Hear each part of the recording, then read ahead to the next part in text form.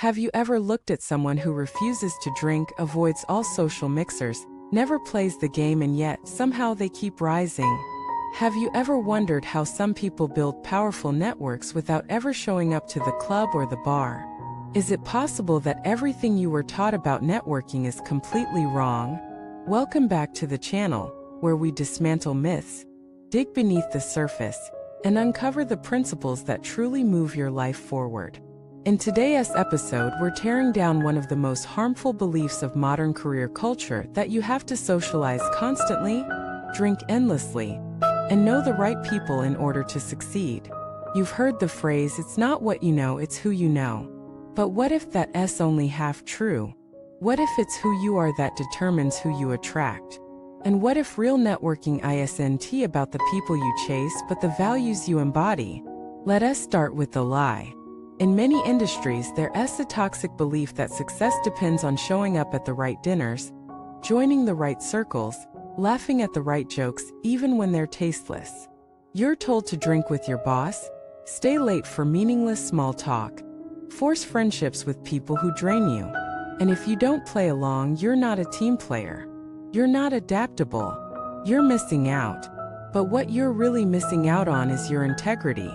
Let us be clear, there is a difference between connection and codependence, between visibility and validation, between influence and assimilation. The most powerful people in any room are not the ones shouting, joking, or pretending.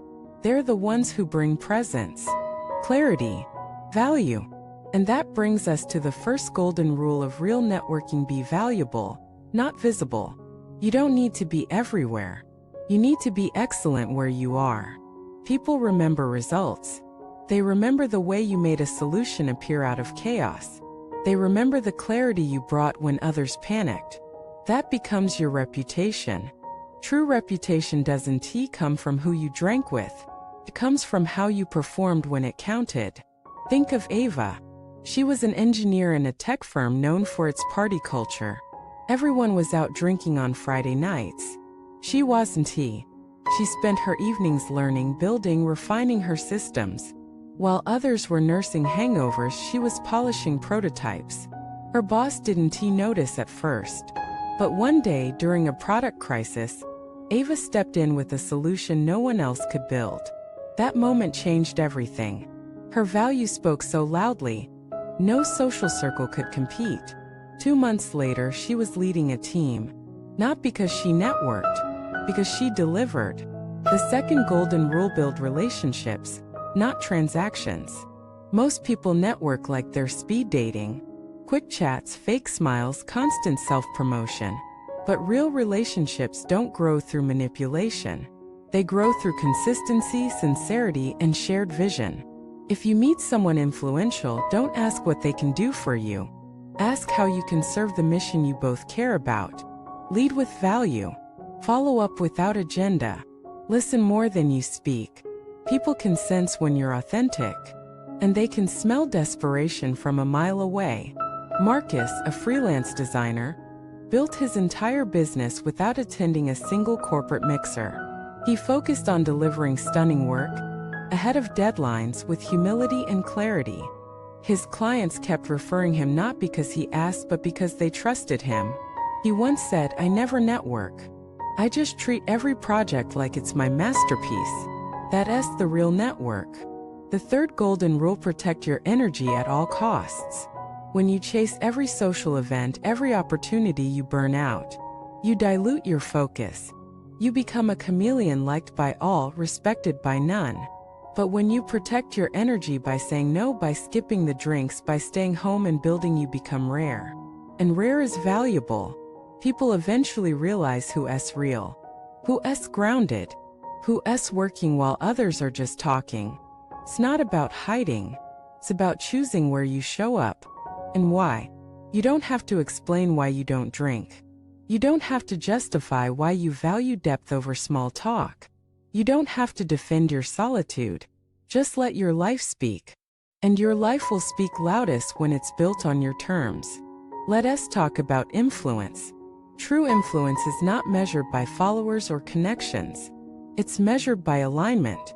Do your words match your actions? Does your presence elevate the room? Do you make people feel safe, clear, inspired? If you do, you don't need to sell yourself. People will find you, recommend you, stand by you.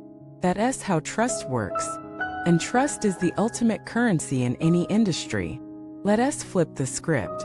Instead of how many people know me, ask who knows me deeply and why. Instead of how many events can I attend, ask how many people have I helped transform. Instead of how can I fit in, ask where can I stand out by being real. The myth that you need to drink, charm, and socialize your way to success is built on fear. The fear that your value alone isn't enough. But it is. The greatest professionals, artists, thinkers, and leaders in history were not party animals.